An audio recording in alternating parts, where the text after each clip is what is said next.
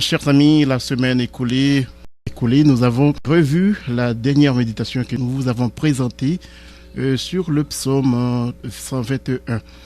Nous avons introduit la deuxième hypothèse concernant la déclaration du pèlerin qui s'en va à Jérusalem pour la célébration des fêtes solennelles d'Israël.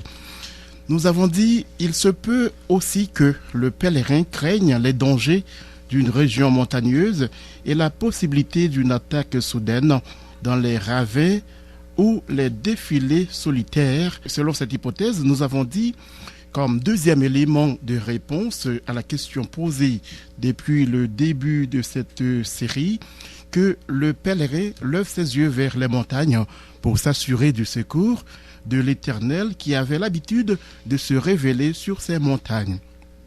Aussi, a-t-il répondu avec assurance, le secours me vient de l'Éternel qui a fait les cieux et la terre. En outre, nous avons fouillé dans la langue originale pour essayer de mieux comprendre sa déclaration. La traduction nous donne « Le secours me vient de Yahweh qui fait les cieux et la terre ».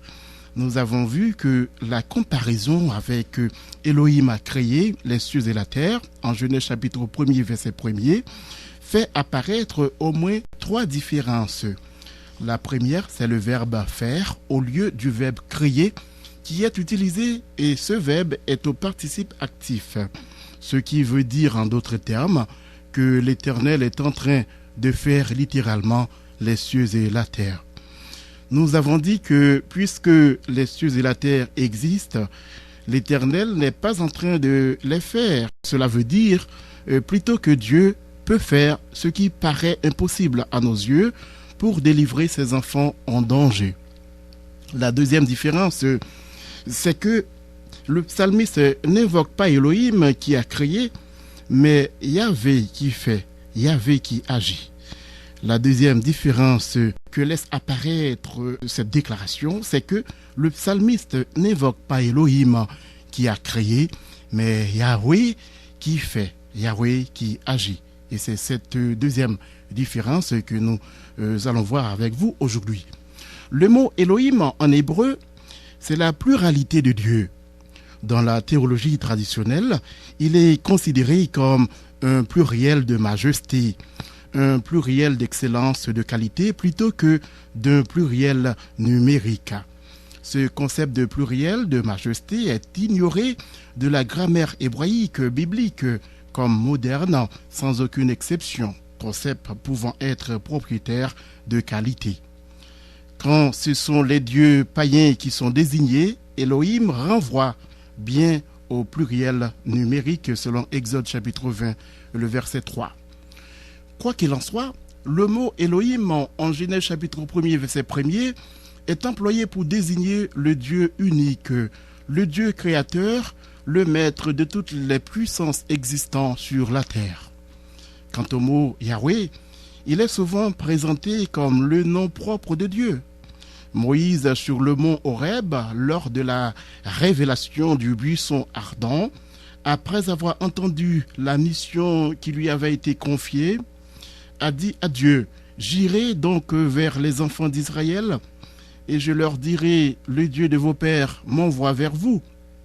S'ils me demandent quel est son nom, que leur répondrai-je ?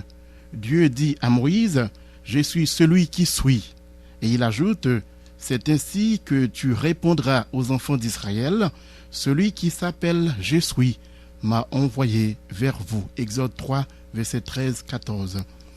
Alors, comme vous voyez, chers amis, est l'équivalent de « Je suis ». L'expression « Je suis » est la conjugaison du verbe être à la première personne du singulier. Alors qu'on sait que le verbe être signifie exister, on peut dire sans embâche que cela renvoie à l'absoluité de Dieu. C'est-à-dire celui qui n'a qu'en soi-même sa raison d'être, celui qui existe par lui-même. En révélant son nom personnel à Moïse, Dieu voulait certainement dire à Moïse « J'ai vu la souffrance de mon peuple qui est en Égypte, et j'ai entendu les cris que lui font pousser ses adversaires. Je sais que ça fait longtemps qu'ils sont là-bas. Ils disent sûrement est-ce que Dieu existe? Aujourd'hui, je me suis révélé à toi, Moïse, et va dire à ce peuple que j'existe et je suis descendu pour le délivrer. Chers amis, combien de fois vous interrogez-vous sur l'existence de Dieu? Combien de fois êtes-vous prêt à oublier Dieu quand tout va mal dans votre vie, quand les affaires ne vont pas bien et que vous sombrez dans le désespoir? Qu'est-ce qui remonte alors sur votre cœur? Qu'est-ce qui remonte sur vos lèvres? Est-ce le doute ou l'assurance que Dieu est avec vous? Est-ce que vous vous inquiétez pour votre avenir, pour l'avenir de vos enfants, l'avenir de votre mari, l'avenir de vos proches? Est-ce que vous vous dites en vous-même, est-ce que Dieu est là? Chers amis, Dieu existe pour secourir ceux et celles qui font appel à lui. Dieu connaît vos souffrances, vous qui êtes malades et condamnés par les médecins. Dieu connaît vos douleurs, vous qui traversez la vallée de Baca. Dieu entend vos cris, vous qui succombez sous le poids des problèmes de la vie. Il vous invite tout simplement à invoquer son nom, car il est dit, quiconque invoquera le nom du Seigneur sera sauvé. D'autre part, nous pouvons comprendre maintenant le pèlerin qui voyage seul peut-être et qui a besoin d'une présence pour l'accompagner dans les défilés solitaires, dans les ravins à travers les montagnes. Ainsi a-t-il raison d'invoquer Yahweh, de faire appel à Je suis, celui qui existe depuis toute éternité pour faire route avec lui.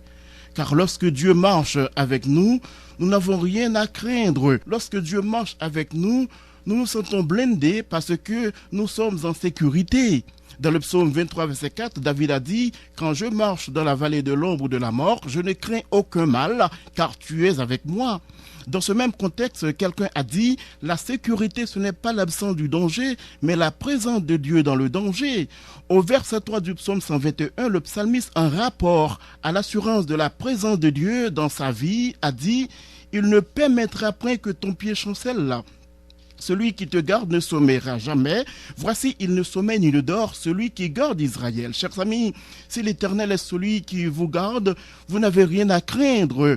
Vous n'avez pas à craindre la récession. Vous n'avez pas à craindre les montagnes de problèmes qui se dressent devant vous. Vous n'avez pas à vous tourmenter parce que vous habitez seul.